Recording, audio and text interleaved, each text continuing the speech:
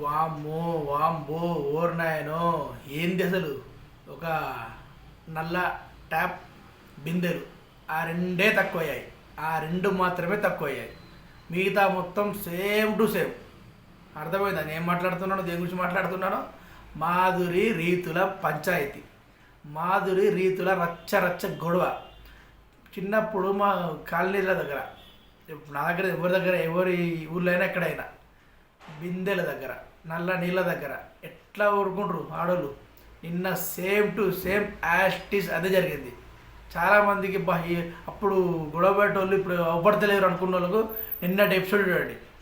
ఆ మీ కళ్ళు తనివి తీరా హ్యాపీ ఫీల్ అవుతాయి. ఎందుకంటే ఇప్పుడు లేవు గొడవలు. ఇప్పుడు నీళ్ళు కేసీఆర్ వచ్చినప్పటి నుంచి వెళ్ళి ఎవరి నీళ్ళు పాపం వాళ్ళకే ఏ బిందెలు ఆ నీళ్ళు. అప్పుడు నీళ్ళు తక్కువ బిందెలు ఎక్కువ, ఇప్పుడు నీళ్ళు ఎక్కువే బిందెలు ఎక్కువే. కానీ నిన్నటి ఎపిసోడ్ మాత్రం చూస్తే మన చిన్నప్పటి గొడవలు, మనం ఆడుకుంటా అంటే లేడీస్ ఎట్లా గొడవ పెట్టారు అలాంటి ఎపిసోడ్ కావాలంటే నిన్నటి ఎపిసోడ్ చూడండి. ఓకే, ఇక అసలు మ్యాటర్కి వెళ్ళే ముందు, అసలు బిగ్ బాస్ షో అంటే సెలబ్రిటీ షో కాదు. ఇప్పుడు నిన్నటి ఎపిసోడ్ సెలబ్రిటీ షో ఎక్కడ అనిపించలే. కొట్టుకునేలాగా తిట్టుకుని అసలు ఏందా ఇద్దరు ఒకరి మించి ఒకరు ఎవ్వరు తగ్గలేదు. అంత టూ మచ్ గొడవ. అంత అవసరమా అనిపించింది ఒక్కొక్కసారి. అంత అవసరమా? ఒకరన్నా చెవుల ఈ ఊరుగోపో అని ఒక్కలాగినా అయిపో. ఇద్దరు పోటాపోటీ అంత పెద్ద రష్ చేసిండ్రు.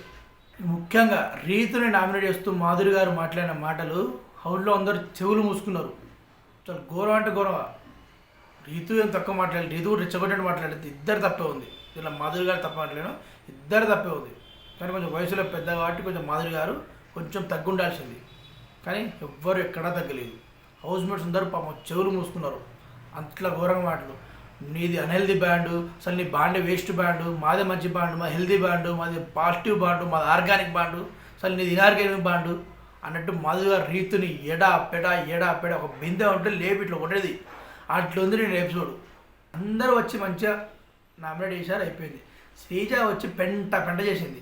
శ్రీజ లోపల ఉన్న ఫ్రస్ట్రేషన్, కుతంత్రం, మాధురి గారి మీద పోయినప్పుడు గొడవ, మీ పేరు తెలియదంటే ఆ పేరు గురించి తీసింది, ఆ టాపిక్ తీసింది. నామినేట్ చేయాల్సింది కళ్యాణ్ నామినేట్ చేసింది. లాస్ట్ కత్తి మాధురి గారి చేతికిచ్చి చూద్దాం మీరు ఎవరు నామినేట్ చేస్తారో, బంధాలంటారా ఏమంటారో చూస్తా అని ఇస్తే ఆ కత్తి కసక్కని ఇట్లా గుంజుకుంది మాధురి కోపంతో. నువ్వేందే నాకు చెప్పేది అన్నట్టు మనసులో ఇన్నర్ ఫీలింగ్ గుంజుకొని మన రీతుని నామినేట్ చేసింది. నామినేట్ చేస్తూ ఒక్కో పాయింట్ ఒక్కో డైమండ్ అంటారు కదా, అసలు డైమండ్ కాదు ఒక్కో బండరా తీసుకొని తల మీద కొట్టినట్టే అలాంటి పాయింట్లు చెప్పింది రీతు.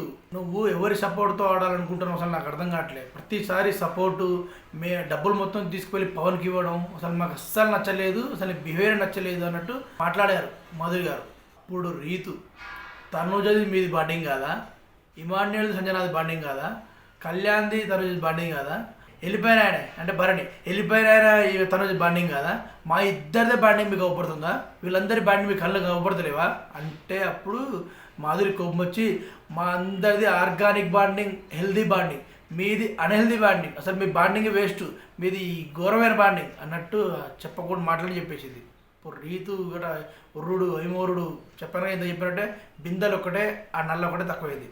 మొత్తం సేమ్ టు సేమ్ అలా అరుచుకున్నారండి. ఘోరం అంటే ఘోరం. డిమాండ్ పవన్ మంచివాడు, చాలా మంచి పిల్లగాడు, మంచితో గేమ్లు ఆడతాడు, అందరితో మంచిగా మాట్లాడతాడు. నువ్వే అనవసరంగా డిమాండ్ పవన్ చెడగొడుతున్నావు, మీ బుద్ధి మంచి లేదు, మార్చుకో అంటూ ఇంకా రెచ్చగొట్టింది రీతుని. ఆ రీతు మాత్రం ఒక లెవెల్లో రెచ్చిపోయింది. అసలు మీరు ఏం మాట్లాడతాను మీకు అర్థమవుతుందా? నేను పవన్ ఆట ఎందుకు చెడగొడతాను?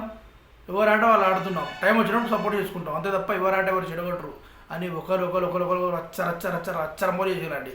అసలు నిన్న ఘోరం అంటే ఘోరం. సౌండ్ ఎంత తగ్గించినా కూడా సౌండ్ ఇంకా హై పెరుగుతూనే ఉంది. నేను సౌండ్ పెరిగిందో అని చూస్తే సౌండ్ అట్లే ఉంది.